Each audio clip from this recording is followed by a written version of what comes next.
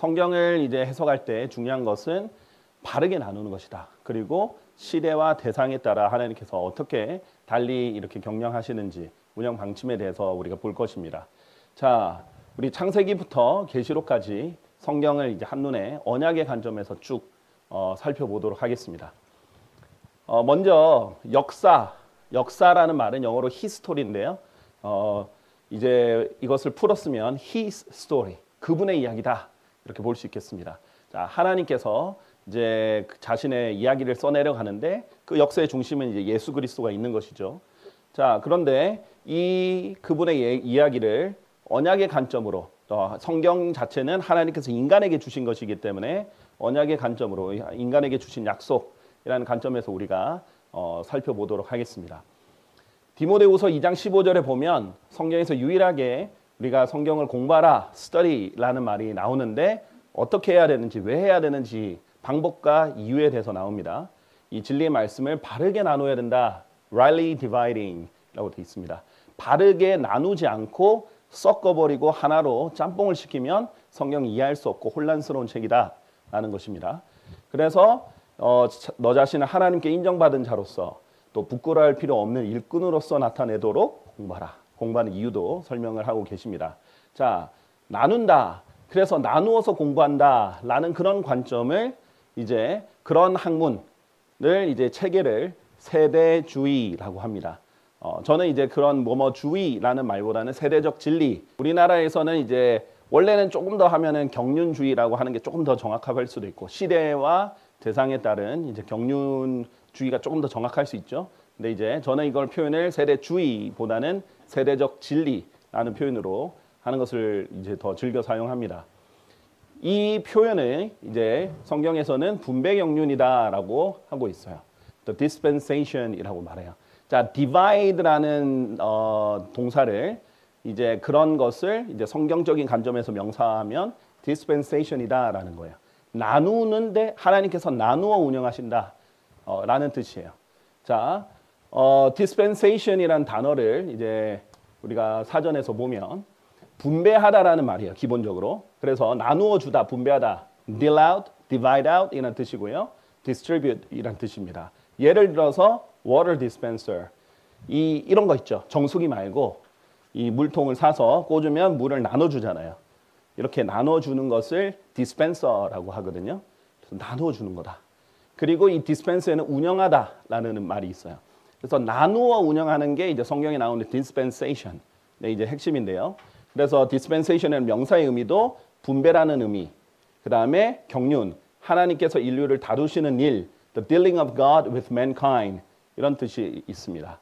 자, 그래서 이 dispensation을 성경에서 이제 나올 때 두 가지 다른 표현으로 쓸 수 있는데 먼저 하나님께서 하시는 것은 분배 경륜이다 이렇게 보시면 돼요.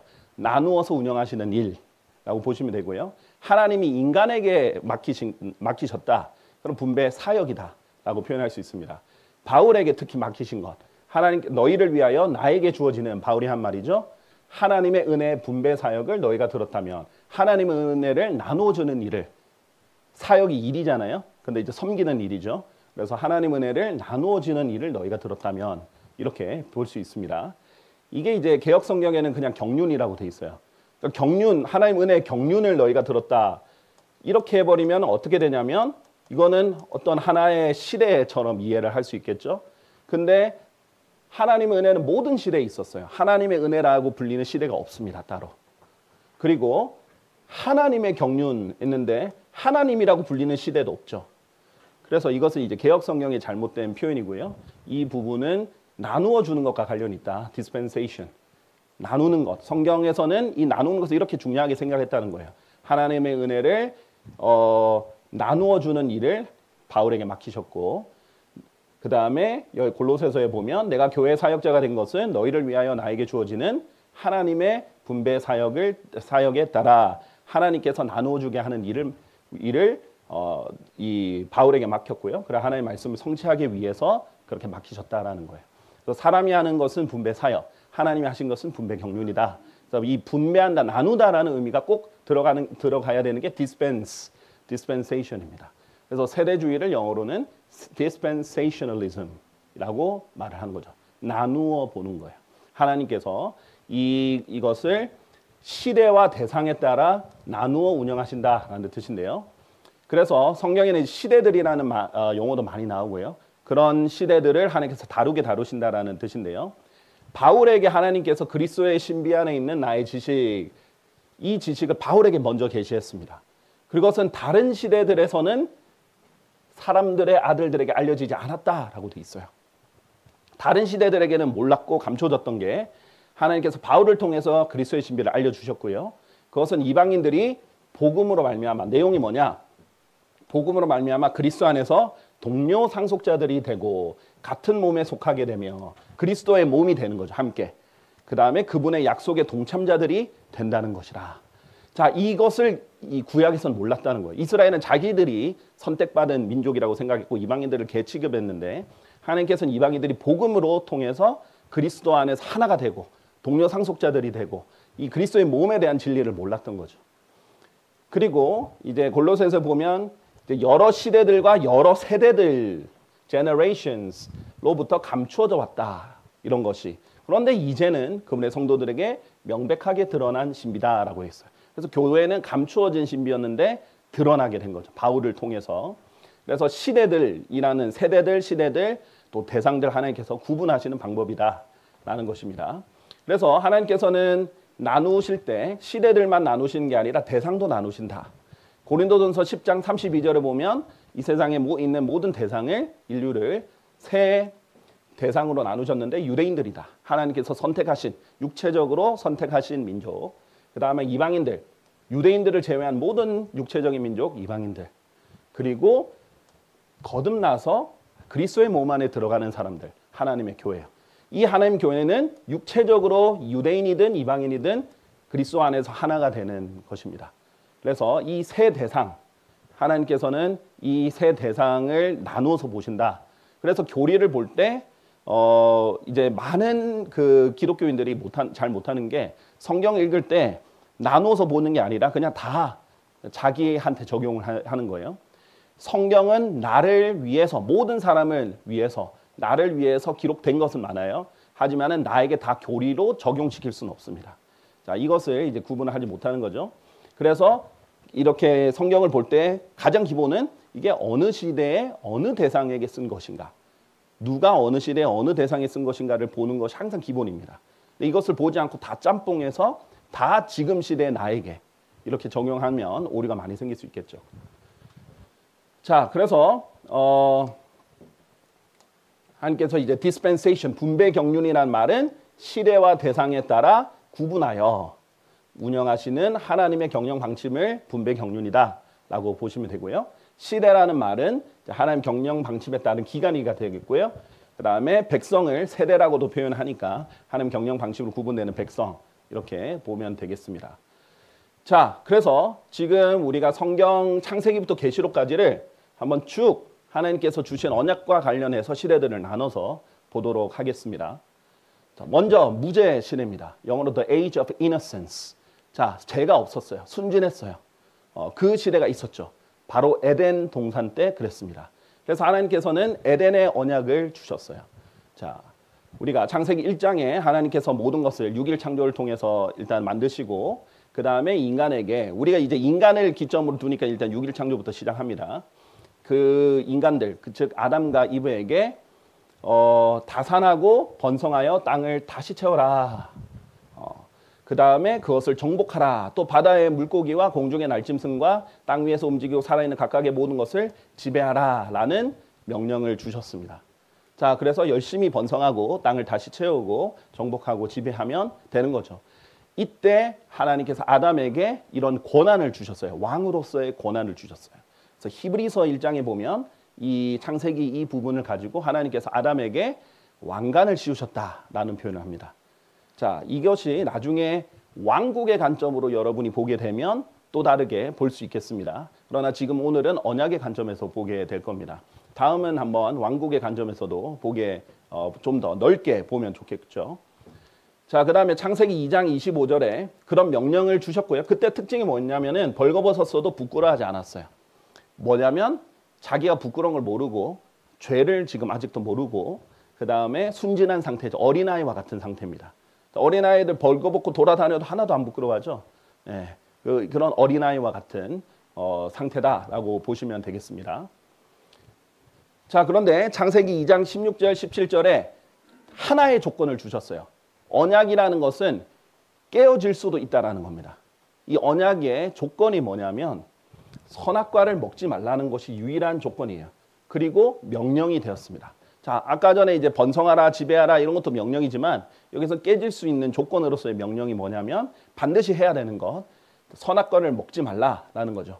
너는 동산의 모든 나무마다 그것에서 나는 열매를 값없이 먹을 수 있느니라. 그러나 선악의 지식의 나무에서 나는 것은 내가 먹지 말라.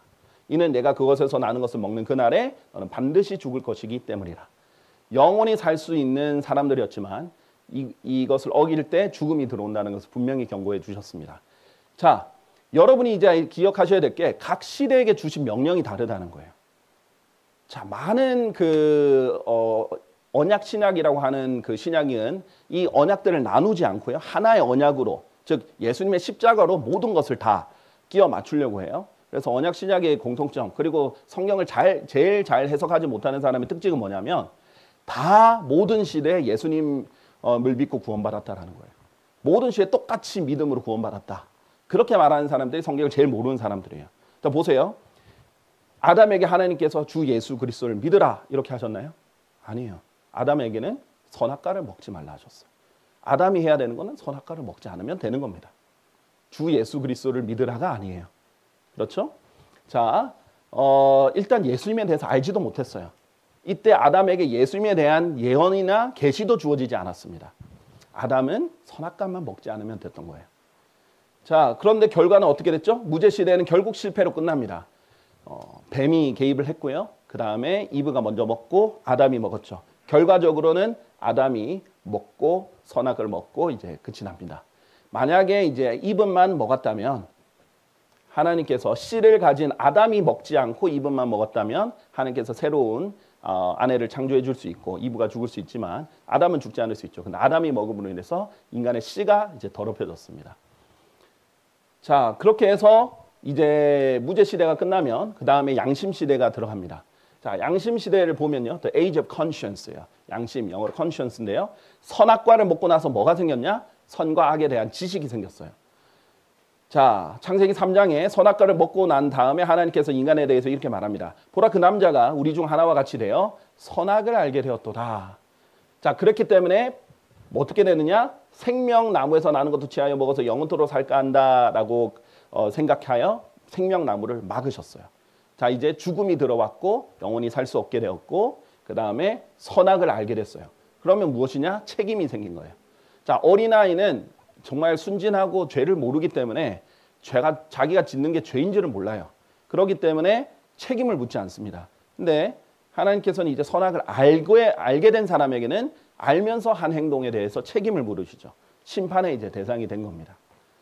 자, 로마서 2장 14절에 보면 이 모세 율법이 오기 전부터도 율법이 없는 이방인들, 그렇죠? 이방인들이 본성으로 율법 안에 포함된 일을 행할 때면 율법이 없어도 이것들이 이제 문맥상은 양심과 이성입니다. 이 13절, 이 15절을 보면요, 자신에게 율법이 되기 때문이다. 하나님께서 이성을 주셨고 양심을 주셨어요. 지식도 있고 이제 선과 악을 알 수 있는 그렇게 반응하는 양심도 주셨기 때문에 이방인들도 하나님께서 모세의 율법을 주기 전부터 마음속에 있는 율법, 즉 양심을 주셨다라고 말씀하십니다. 자, 그런데 이 양심 시대는 어떤 언약으로 시작을 하냐면 아담의 언약으로 시작해요. 에덴의 언약에서 이제 정말 무죄 시대 때 주신 약속, 정말 많은 것을, 모든 것을 누릴 수 있었던, 하나만 지키면 됐던 것에서 이제 아담의 언약은 심판의 선고, 죄와 사망과 저주에 대한 심판의 선고와 함께 또 다른 약속을 주십니다. 자, 먼저 뱀, 주도자인 뱀에게 이렇게 말합니다. 일단 뱀에게 모든 짐승보다 더 저주를 받는다. 이렇게 얘기를 했고요. 그 다음에 너의 생애 모든 날 동안 진토를 먹을지니라. 그리고 뱀과 여자 사이에 또 뱀의 씨와 그녀의 씨 사이에서 내가 적개심을 두겠다. 그렇게 하면서 여자의 씨가, 원래 씨는 남자가 가지고 있잖아요. 여자의 씨가 너의 머리를 상하게 할 것이다. 라고 했어요. 바로 여기서 어마어마한 약속을 주세요. 하나님께서 죄를 지었기 때문에 심판을 하시는데 심판과 함께 약속을 주시는데 이 여자의 씨, 결국은 우리가 이제 시대를 지나서 알고 있는 것은 뭐예요? 동정녀로 인해서 태어나시는 예수 그리스도입니다. 이 여자의 씨가 뱀의 머리를 상하게 한다라는 거예요. 이 뱀은 그냥 동물 뱀이 아니에요. 이 뱀은 사탄입니다. 계시록 12장에 보면 옛뱀 사탄이라고 하셨죠. 자, 그래서 사탄을 결국 멸하실 분을 여자의 씨에서 나오게 하신다라고 하셨고, 그 다음에 사탄이 예수님의 발꿈치를 상하게 할 거다라는 거예요. 이제 십자가에서 그렇게 예수님의 발꿈치를 상하게 했죠. 자, 이런 부분들 하나님께서 약속으로 함께 주셨습니다. 먼저 뱀에게 그런 심판을 내리셨고요. 여자에게는 내가 너의 슬픔과 너의 임신을 대단히 크게 늘리겠노라. 그래서 여자가 임신 기간과 슬픔이 더 늘어났죠. 그다음 고통이 더 늘어났죠. 또 너는 슬픔 가운데 자식들을 출산할지니라. 출산할 때 고통도 늘어나죠. 동물들보다 훨씬 더 인간이 출산할 때 훨씬 더 괴로워하죠. 또 동물은 출산하자마자 그냥 야생에서 바로 뛰어다니지만 또 인간은 또 다르죠. 그리고 너의 열망이 너의 남편에게 있을 것이요 그가 너를 다스릴 것이라. 자, 이브가 먼저 죄를 지었어요. 그리고 이브가 남편에게 줘서 죄를 짓게 됐습니다. 이제 그때부터는 이제 여자의 열망이 남편에게 있게 되는 거죠.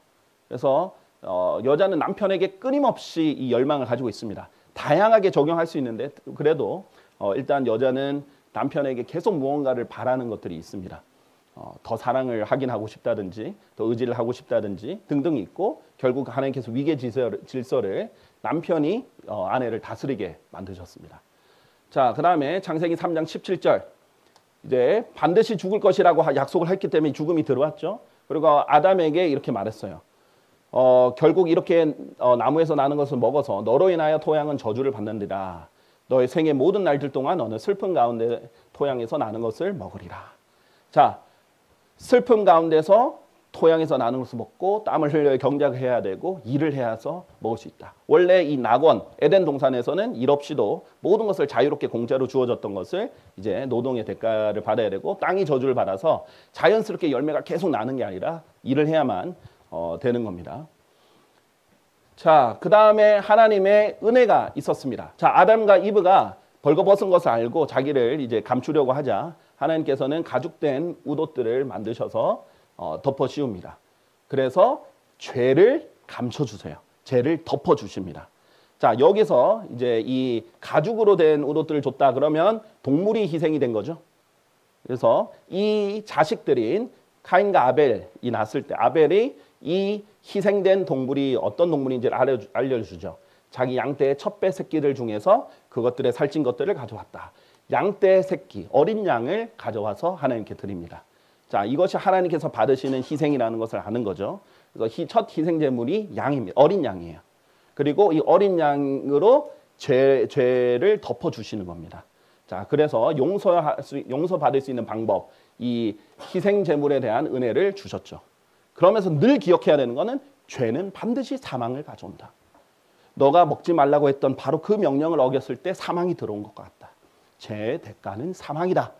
그런데 너 대신 이 어린 양이 죽어야 되는 것이다. 너의 죄를 덮어주기 위해. 자, 그렇게 해서 가죽된 웃옷들 주셨고 아벨 통해서도 이거 구체적으로 알려주셨습니다. 하나님께서 이 희생제물만 받으셨죠. 카인의 희생제물은 받지 않으셨어요. 자, 근데 양심시대는 결국 오래 가지 않습니다. 원래 하나님의 최초의 계획이 아니었죠. 하나님 최초의 계획대로만 갔으면 좋았을 텐데, 자, 두 번째 차선책이었는데 여기서는 결국 또 실패로 끝납니다. 결국 인간은 양심을 가졌던 결과 점점 더 선택해서 죄를 짓게 되고요.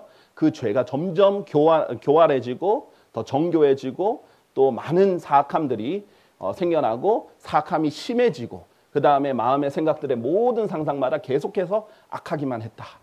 이것이 하나님의 결론이에요. 그러니까 애초에 알 필요 없는 것을 알아서 그렇게 된 거죠.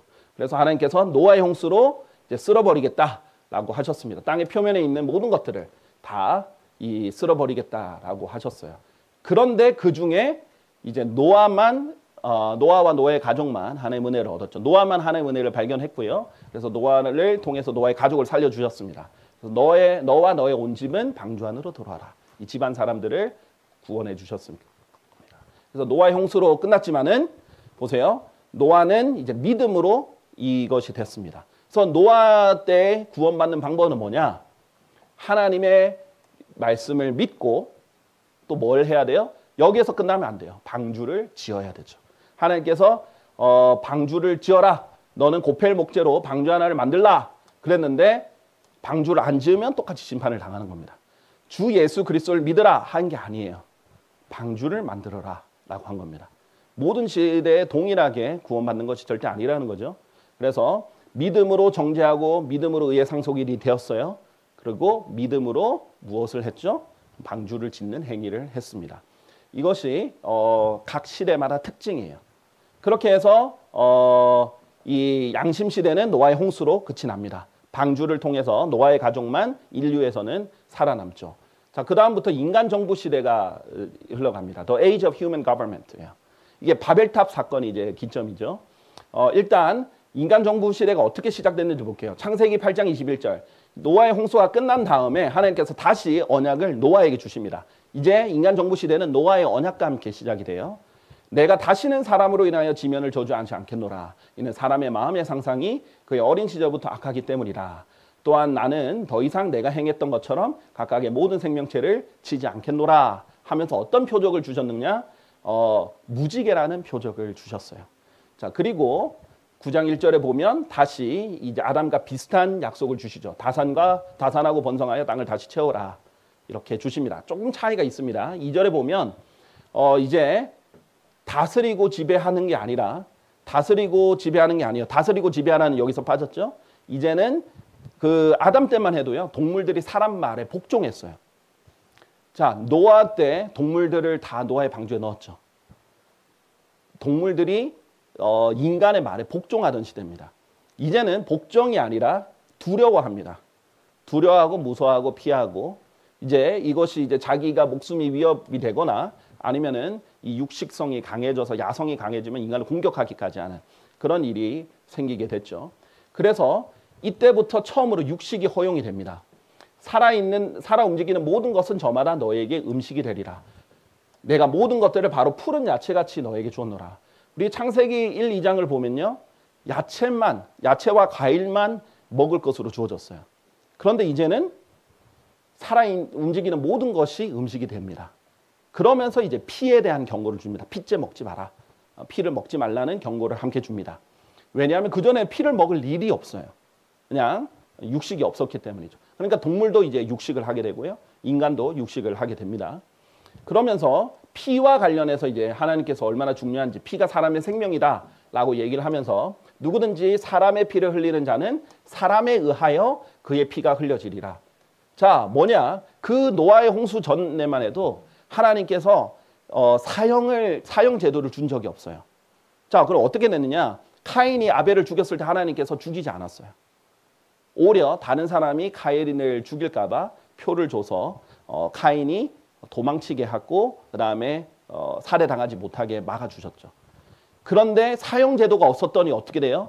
이 땅의 심판이 죄가 더 급속도로 늘어져요. 그러니까 뭔가 통제가 필요합니다. 그러니까 하나님께서는 이제 사람들이 사람의 피를 흘리는 사람을 찾아서 그 사형을 할 수 있도록 사형 제도를 최초로 만들어 주십니다. 자, 그러니까 하나님 말씀이 모순된 게 아니에요. 시대와 대상에 따라 바뀌는 겁니다. 카인 때는 아벨을 죽였는데도 안 죽이세요. 그런데 이제부터는 사람의 피를 흘리면 사람에 의하여 피가 흘려져야 된다. 모세 언약에서도 등장을 하고요. 그렇기 때문에 사형 제도를 반드시 이행해라라는 거예요. 근데 지금 시대는 뭐예요? 다시 사형 제도가 전 세계적으로 없어지고 있죠. 노아의 홍수 때처럼 사악함이 극도로 더 심해지고 있는 시대입니다. 하나님께서 그래서 우리가 마지막 시대들의 노아의 날들과 롯의 날들과 같다라고 얘기를 하셨는데 그렇게 됩니다. 어쨌든 사형 제도가 그럼 집행되려면 뭐가 필요해요? 정부가 필요해요. 이것을 집행할 수 있는 공권력이 가지는 사람들의 기관이 필요합니다. 인간 정부가 이때부터는 시작이 돼요. 그래서 최초의 왕국이 창세기 10장에 언급이 됩니다. 그래서 이 님롯이라는 사람이 등장을 하는데요. 그의 왕국의 시작은 시날 지역 기억하시면 되고요. 가운데 있는 바벨과 에렉과 아카카 칼레였더라라고 되어 있습니다. 자, 이 최초의 왕국이 시작돼요. 인간 왕국이. 그런데 이 인간 왕국이 긍정적이지 않습니다. 하나님께서 이제 죄에 대한 차선책으로 사형제도를 허락하셨지만 그걸 집행하는 인간 정부는 강한 권력을 얻자 바로 부패합니다. 어떻게 해요? 하나님을 대적해요. 그런즉 온 땅이 11장에 보면 하나의 언어와 하나의 구어를 가지고 있었다라고 돼 있어요. 자, 언어는 language, 구어는 speech입니다. 자, 우리나라는 대부분 하나의 언어를 쓰죠. 그러지만 지방마다 구어는 다릅니다. 말로 하는 언어는 좀 달라요. 방언들, 사투리들이 있죠. 그뿐만 아니라 우리나라보다 훨씬 더 격차가 심한 같은 언어를 쓰면서도 이 방언이나 사투리가 훨씬 더 심한 곳도 많이 있어요. 제주도보다 더 심한 곳들도 많이 있죠. 자, 그래서 무슨 말이냐? 이 창세기 11장 당시만 해도 사투리도 없었다는 거예요. 모든 사람이 아주 명확하게 서로의 말을 알아들었다는 거예요. 기록과 그다음에 말이 동일했어요. 자, 그런데 시날 지역, 아까 전에 그 바빌론, 이 nimrod이 세운 왕국이 시날 지역에 있었다라고 했고요.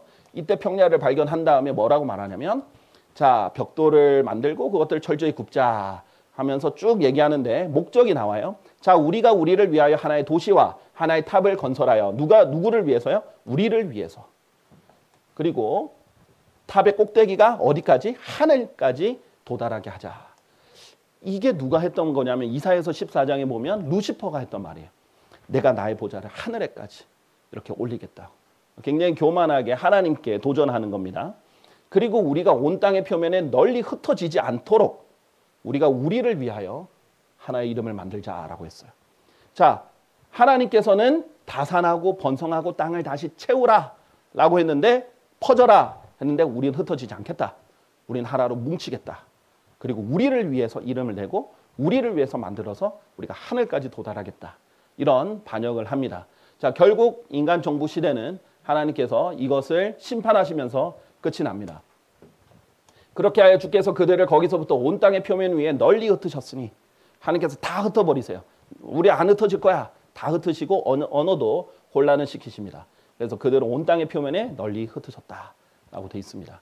자, 그때부터는 자, 이 인간 정부 시대가 바벨탑에 의해서 끝났잖아요. 실패했죠. 이때부터는 민족들이 나뉩니다. 가족 단위로 민족들이 막 나눠요. 이 나눠진 수많은 종족들과 민족들, 가족들 중에 하나님께서 하나의 가족을 선택하는데 바로 아브라함입니다. 아브라함의 가족이에요. 그래서 그 가족들의 장을 족장이다 라고 하는데, 이 족장 시대가 아브라함을 통해서 이제 펼쳐집니다. 아까 전에 창세기 11장에서 바벨탑 사건이 있었죠. 창세기 12장에 보면 너는 너의 고향과, 하나님께서 아브라함을 선택하셔서 너의 친족과 너의 아버지 집에서 나와서 내가 너에게 보여줄 지역으로 가라 이렇게 하십니다. 그리고 여러 가지 복의 내용을 주세요. 아브라함의 언약은요 굉장히 업데이트가 많이 됩니다.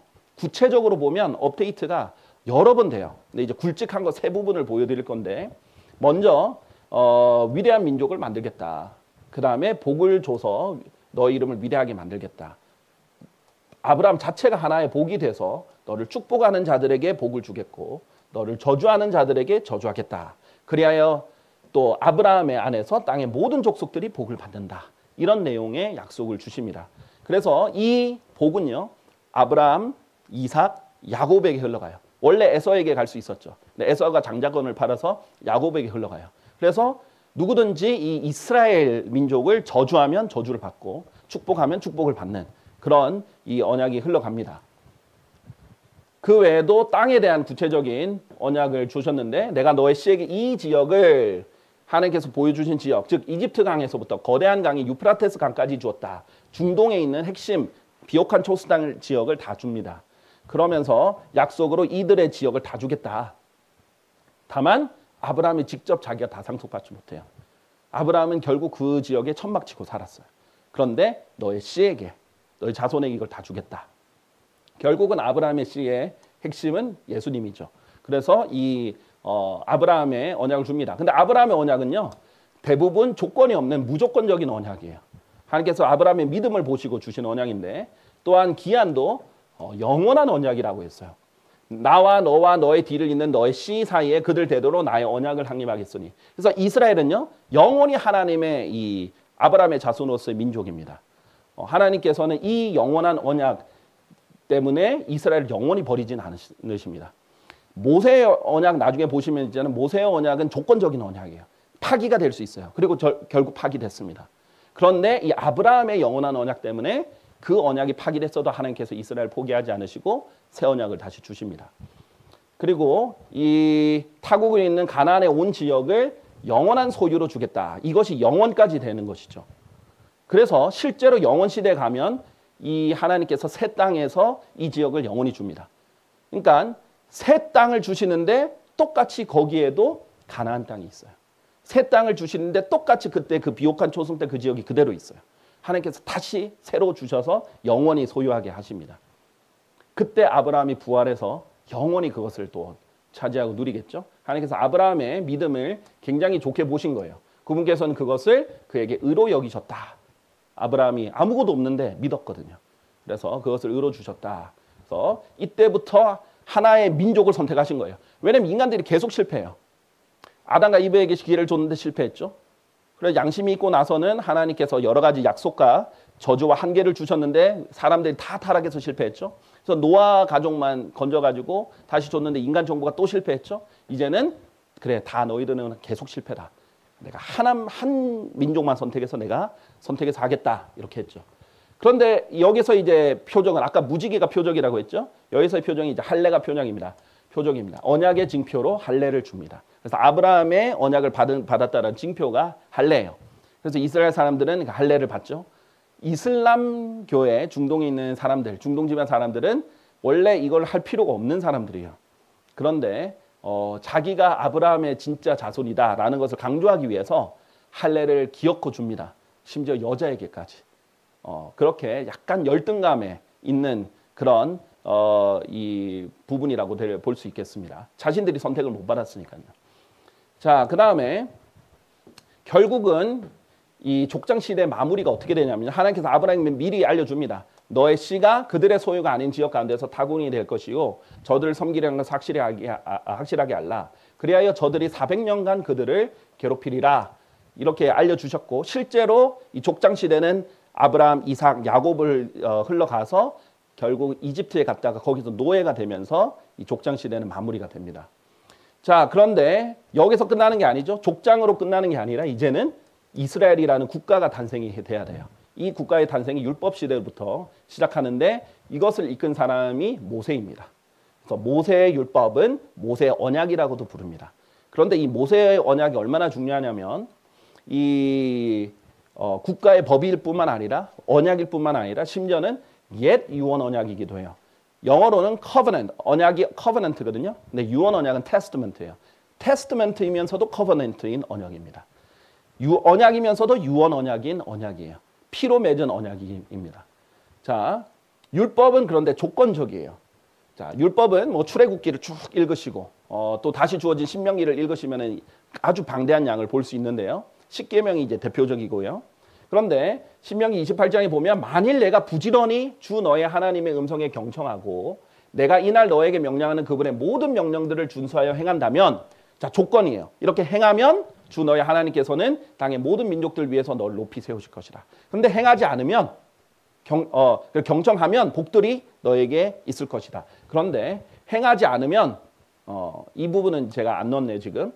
행하지 않으면 엄청난 저주가 있을 것이고 하나님께서 결국은 이 땅에서 쫓아낼 것이다. 이런 부분들 조건에 있습니다. 그렇기 때문에 율법은 결국 누구의 잘못으로 하나님이 깬 게 아니라 이스라엘이 깨버려서 깨진 언약이 된 거죠. 자, 그 다음에 표적이 등장하는데 이 표적 중에 대표적인 게 안식일입니다. 그래서 우리가 안식일을 지키는 게 아니고 이스라엘이 안식일을 지키는 거예요. 지금도 이스라엘 국가에 가면 안식일을 지켜요. 금요일 오후 6시부터 안식일이 돼가지고요. 그 다음날 오후 6시까지 24시간 동안 안식일이 되는데요. 이 안식일이 표적이다. 그래서 모든 민족들과 이스라엘이 다르다는 표적 중에 하나가 안식일이다라는 겁니다. 자, 그렇게 해서 율법 시대가 펼쳐졌죠. 자, 그런데 그러면서 어떤 시대가 이제 결국 율법 시대가 어떻게 끝나냐면 교회 시대의 등장으로 끝납니다. 예수 그리스도의 십자가를 통해서 이제 신약, 새 유언 언약이 주어집니다. 자, 사도행전 13장 38절에 39절 보면요. 그러므로 남자 형제들아 너희에게 이것이 알려질지니 이 사람을 통하여 이 사람은 예수 그리스도의 문맥상 너희에게 죄들의 용서함이 선포되었다는 것과 그분에 의하여 예수님이죠. 너희가 모세 율법으로는 정당함을 입증받을 수 없었던 모든 일들에서 믿는 자들 모두가 정당함을 받았다는 것이라. 율법의 한계, 모세 율법의 한계를 뛰어넘는 그런 이 용서가 예수 그리스도께 선포가 된 거죠. 모세 율법에서는요, 용서를 할 수 없는 죄들이 있었어요. 살인죄 용서 못합니다. 간음죄 용서 못합니다. 용서 받을 수 없어요. 왜냐하면 바로 사형입니다. 자, 그런데 그런 걸 다 뛰어넘어서 모든 죄를 용서받을 수 있는 그런 예수 그리스도의 피가 흘려졌죠. 그래서 이것이 이제 복음이 결국 뭐예요? 복음이다. 내가 선포한 복음이다. 이 복음을 제대로 이 기억하고 헛되이 믿은 것이 아니라면 구원받은 것이다. 이 복음은 곧 성경 기록들대로 그리스도께서 우리의 죄들로 인하여 죽으셨다는 것과 그분께서 장사되셨다는 것과 성경 기록들대로 그분께서 셋째 날에 다시 살아나셨다는 것. 예수님이 바로 이 일을 통해서 우리에게 새 유언 언약을 주셨어요. 그래서 예수님이 이제 마지막 날 밤, 죽기 전에 마지막 날 밤에 만찬 때 이렇게 하셨죠. 이것이 죄들의 사면으로 인하여 많은 이들을 위하여 흘려지는 새 유언 언약에 속한 나의 피이기 때문이라 라고 했어요. 자, 테스트먼트, 여기서 영어는 커버넌트가 아니라 테스트먼트, 그냥 언약이 아니라 유언 언약이라고 했죠. 유언 언약은 죽음으로 맺는 언약이에요. 그래서 피로 맺는 언약이기 때문에 예수 그리스도의 피로 맺는 유언 언약이에요. 그래서 성경에는 유언 언약이 딱 두 개밖에 없어요. 옛 유언 언약, 모세 언약이고요. 새 유언 언약, 그 신약, 예수 그리스도의 언약입니다. 그래서 예수님의 피로 맺은 언약입니다. 그래서 유언자의 죽음이 필수적으로 있어야 되는 게 유언 언약입니다. 유언 언약은 테스트면, 유언자는 테스테이터이라고 해요. 법정에 가면 유언을 남긴 사람을 테스테이터이라고 해요. 그 다음에 이제 유언을 영어로도 테스트멘트라고도 합니다. 이는 유언 언약은 사람들이 죽은 뒤에야 효력이 있다. 그래서 예수 그리스도의 십자가로 효력이 발생된 게 이제 예수님의 새 유언 언약입니다. 그렇게 해서 예수님의 십자가로 모든 죄들을 용서할 수 있는 그 기반이 만족이 됐고요. 그래서 하나님께서 모든 민족들에게 이것을 가르치고 또 침례를 주고 이렇게 땅 끝까지, 세상 끝까지 함께 하겠다라는 약속을 주셨습니다. 그런데 이 교회 시대가 이제 2000년 동안, 예수님 이후로 2000년 동안 지속됐죠. 근데 하나님께서 미리에 예언하신 게 뭐예요? 이 교회 시대 또한, 예수 그리스도의 피로 시작된 교회 시대 또한 배교로 끝날 것이다. 마지막 날들 아주 위험한 시대들이 오리라 라고 하셨고요. 그 다음에 아무도 어떤 방식으로 너희를 속이지 못하게 하라. 이는 먼저 떨어져 나가는 일이 오지 않으면 그날이 오지 않을 것이다 라고 했어요. 여기 그날이 문맥상 그리스도의 날이죠. 그리스도의 날은 휴거와 관련이 돼 있습니다. 여기서는요. 그러면 떨어져 나가는 일, 믿음에서 떨어져 나가는 일을 말합니다. 자, 이 falling away거든요. 떨어져 나가는 일, 이제 믿음에서 타락을 하는 거예요. 결코 휴거가 아니에요. 휴거는 떨어져 나가는 게 아니라 올라가는 겁니다. cut up입니다. cut up 위에요. falling away는 떨어져 나가는 거죠. 믿음입니다. 방향이 아래예요. fall, 방향입니다. 그래서 믿음에서 떨어져 나가는 일이 있어야 우리가 휴거가 된다. 휴거는 예수 그리스도 교회 시대의 끝이죠. 그리스도의 몸이 올라가는 때입니다. 자, 그래서 이 교회 시대는 결국 휴거로, 교회 휴거. 예수님이 이때는 공중 재림을 하시고요. 예수님 그 다음에 이 휴거로 끝이 납니다. 그리고 나서는 이제 대환란이 펼쳐지는 겁니다. 이 대환란은요, 아주 짧은 기간인데도 불구하고 성경에서 아주 비중 있게 다룹니다. 야곱을 하나님께서 징계해요. 이스라엘의 공경의 날이다. 야곱의 공경의 날이다 하면서 이스라엘을 징계하고 민족들을 심판하는 때라고 보시면 됩니다. 예수님께서 이것을 대환란이라고 말을 하셨고요. 세상의 시초 이후로 이때까지 그와 같은 것이 없었다. 그리고 앞으로도 결코 없다라고 경고하셨던 그런 슬픈 날이죠. 그래서 야곱의 공경의 때리다라고 했어요. 집중적으로 하나님의 진노가 야곱에게 쏟아지는 때입니다. 왜? 2000년 교회 동안 이스라엘이 예수 그리스도를 받아들이지 않습니다. 예수님을 십자가에 넘겨준 민족이 이스라엘이에요. 자기 민족의 유대인들을 구원할 메시아로 오셨는데 자기들이 십자가에 넘겨주고 죽이고 그 다음 2000년 동안 예수님 계속 사생아라고 하면서 안 받아들였어요. 하나님께서 야곱에게 공경의 때를 허락하시고 이들이 이때 엄청난 대환란 때 회개를 합니다. 그래서 이 회개를 하게 되는 거죠. 이때는 이제 적그리스도가 등장을 하는 때입니다.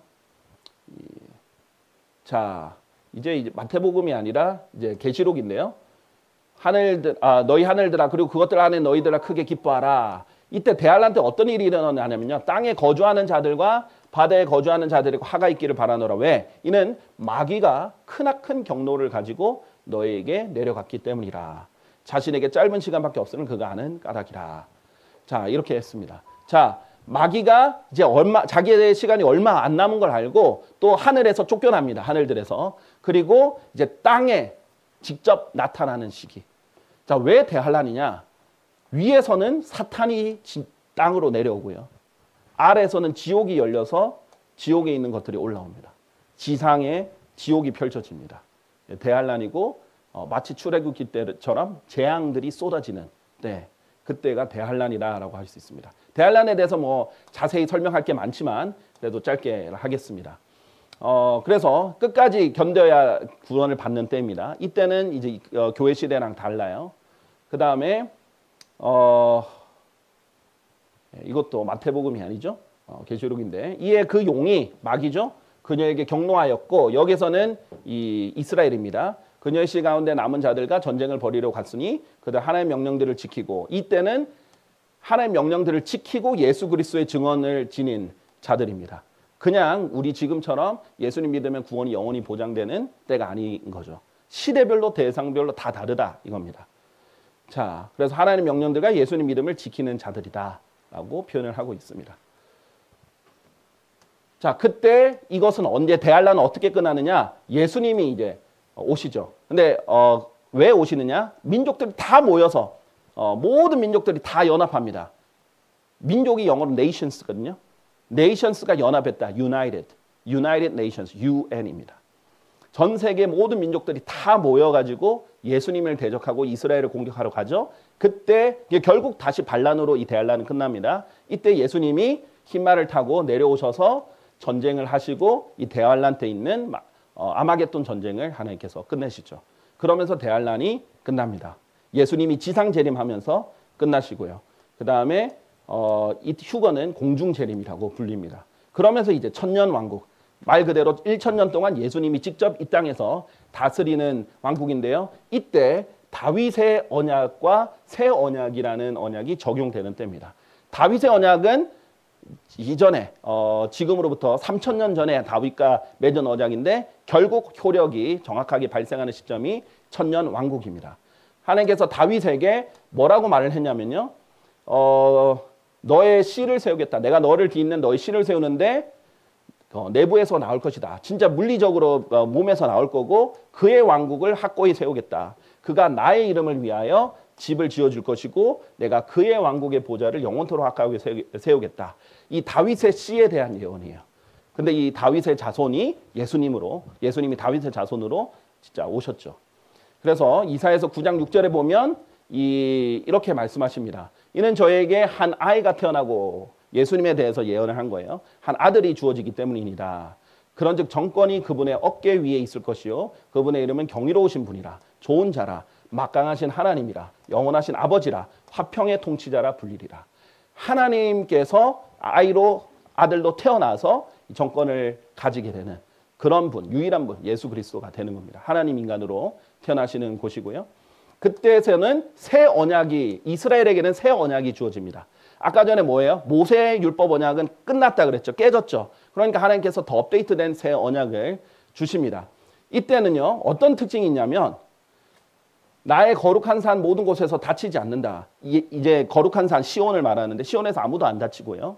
그 다음에 멸망하지도 않고 물들이 바다를 덮는 것 같이 땅이 주의 지식으로 충만해질 겁니다. 아무도 예수님에 대해서 가르칠 필요가 없어요. 다 알 겁니다. 그리고 그날에 이새의 뿌리가 있으리니 예수님이죠. 이새의 어린 가지라고도 불리고 뿌리라고도 불려요. 왜요?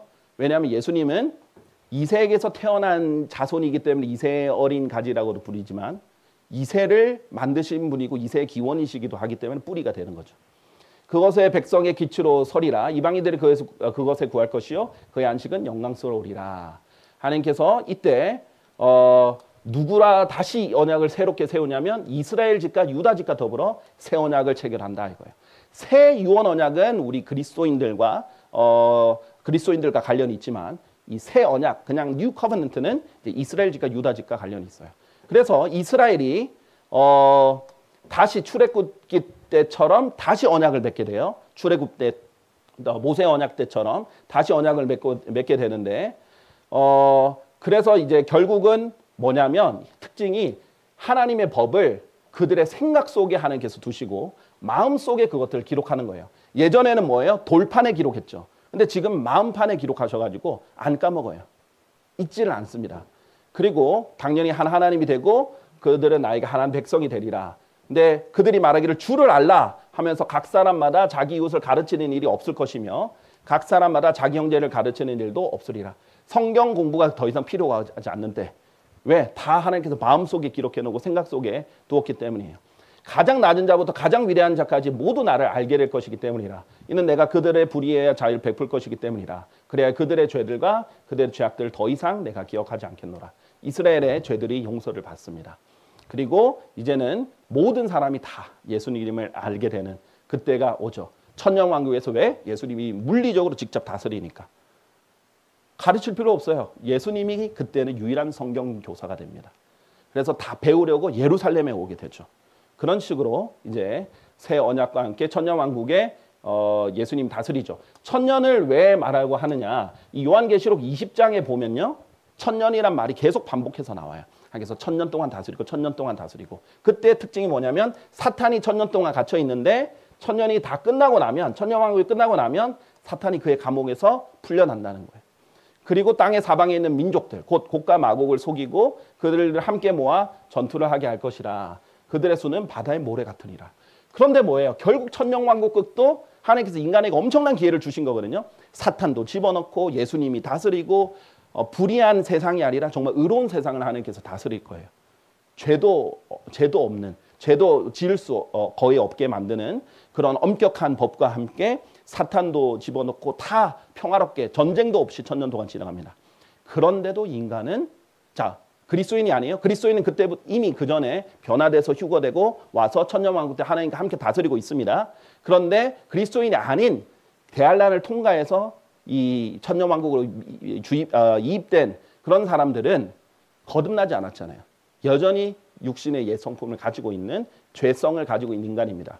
그들에게 세상도 좋은 세상으로 바뀌고 지금은 우리 하나님의 원수가 세상과 마귀와 육신이잖아요. 근데 세상도 예수님이 다스리면서 좋은 세상이 되고 새 세상이 되고 마귀도 천년 동안 갇혀 있는데 유일하게 그 육신이 해결되지 못해서 천년왕국 끝에 가면 마귀가 속일 때 넘어가서 반란에 참여합니다. 그래서 마지막 반란을 요한계시록 20장 때 예루살렘을 향해서 일으키죠. 그러나 하나님께서 단번에 제압하십니다. 불을 하늘에서 내려와서 다 태워버리시죠. 자, 그러면서 천년왕국이 끝납니다. 이들이 성도들의 진영과 그 사랑받는 도성을 포위하는데 하늘에서 하나님께로부터 불이 내려와서 그들을 집어삼켜버립니다. 자, 그렇게 해서 천년왕국 끝입니다. 예수님은 실패하지 않았어요. 근데 사람들은 결국 반란을 합니다. 결국 이 반란으로 이 불이 하늘에서 내려오면서 끝나면서 어떻게 되느냐면 영원 시대가 펼치는데 하나님께서 새 하늘과 새 땅을 주면서 이제 반란에 동참하지 않고 완전히 의로운 사람들로만 이루어진 이때 백보전 심판이 있거든요. 백보전 심판이 있고 영원히 의로운 사람들로만 이루어진 그 사람들이 점점 증가하는 영원 시대로 하나님께서 인정하십니다. 이때는 이제 끝이 없어요. 더 이상 실패가 없습니다. 하나님께서 이때 동안 계속 인간들에게 기회를 줬어요. 이게 합치면 인류 역사 7,000년입니다. 하나님께서는 하루가 천년이 같고 천년이 하루 같은데 하나님께서 6일 창조에 6일 하고 7번째 날에 쉬셨잖아요. 마찬가지예요. 6,000년의 기회를 준 다음에 천년왕국 때 안식의 때도 주셨거든요. 근데 인간의 기회를 줬더니 인간은 다 실패해요. 그래서 영원 시대에 예수님이 완전하게 다스리는 끝이 없는 시대가 이제 펼쳐집니다. 영원 시대입니다. 그래서 백보자 심판이 먼저 일어나고요. 이때 하나님께서 모든 사람들을 다 심판합니다. 그리스도인들만 유일하게 그 전에 그리스도의 심판석에서 심판받고 여기서 배심원으로 함께 심판을 하는데 참여합니다. 그 외에 모든 시대 사람들은 여기서 일단 심판받아요. 구원받는 사람은 생명의 책에 기록되어 있습니다. 그리고 생명의 책 한 권 말고 다른 여러 책들이 있어요. 그 책들의 그 행위들에 기록된 것들을 따라서 심판을 하십니다. 자, 그리고 결국은 이 생명의 책에 기록되지 않은 사람들은 어디를 가냐면 이 사망과 지옥이 일단 그 사람들 다 넘겨줘서 바다, 사망, 지옥이 모든 사람들을 다 죽은 사람들 내보내서 백보전 심판에서 심판받게 하고요. 그런 다음에 이 행위들에 따라 심판을 받은 다음에 사망과 지옥도 불의 호수 속에 던져집니다. 이것이 둘째 사망이고 결국은 생명책에 기록되지 않은 모든 사람도 여기 불호수 속에 던져지죠. 이것으로 모든 악인에 대한 심판이 끝이 납니다. 그러면서 하나님께서 새 하늘과 새 땅 그리고 새 예루살렘을 주시는데요. 요한계시록 21장 1, 2절을 보시면 됩니다. 그런데 이제 그때는 하나님의 성막이 사람들과 함께 있으니 그분께서 그들과 함께 거하실 것이다. 이때 진짜 하나님이 인간이랑 같이 사는 거예요. 물론 천년왕국 때 예수님이 계시지만 그래가지고 그들은 그분의 백성이 될 것이고 하나님께서 친히 그들과 함께 계시며 그들이 하나님 되시리라. 하나님이 함께 거하실 수 있습니다. 지금 사람들 그러잖아요. 하나님 보여달라. 그럼 믿겠다. 어떻게 되는 줄 아세요? 하나님을 보는 즉시 죽습니다. 그 사람들. 그럼 지옥 가는 거예요. 그래서 안 보여주시는 겁니다. 못 보는 거예요. 볼 자격이 안 됩니다. 이때는 이제 자격이 되는 사람들과 함께 사시는 거죠. 여기는 이제 밤이 없습니다. 그리고 불빛도 햇빛도 필요하지 않고요. 주 하나님께서 그들에게 빛을 주십니다. 영원 무궁토록 통치하실 거예요. 새 예루살렘에서. 그래서 이런 영원한 시대가 될 거고요. 이때는 이제 더 이상 슬픔도 없고 실패도 없습니다. 하나님께서 백보자 심판 때 얼마나 많은 사람이 울 거예요. 내가 저 사람한테 복음을 전했어야 되는데. 내가 사랑하는 사람들 구더기처럼 나와가지고 심판받고 발악을 하다가 불의 호수에 던져지는 모습을 볼 때 눈물 흘리겠죠? 모든 눈물을 닦아내시고요.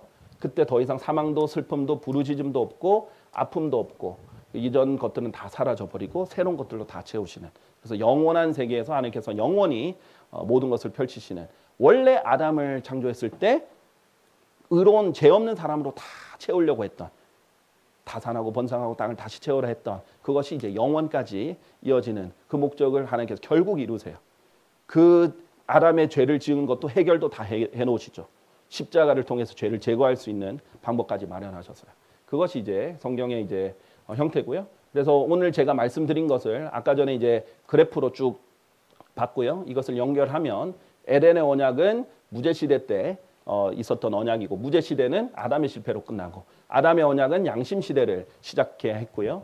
노아의 홍수로 끝나고요. 노아의 언약은 인간 정부 시대를 이끌었는데 바벨탑 사건으로 종결이 되고 아브라함의 언약은 족장 시대를 이끌었는데 이집트가 노예되면서 일단락됩니다. 모세의 언약은 율법 시대를 열면서 이스라엘의 배교로 끝납니다.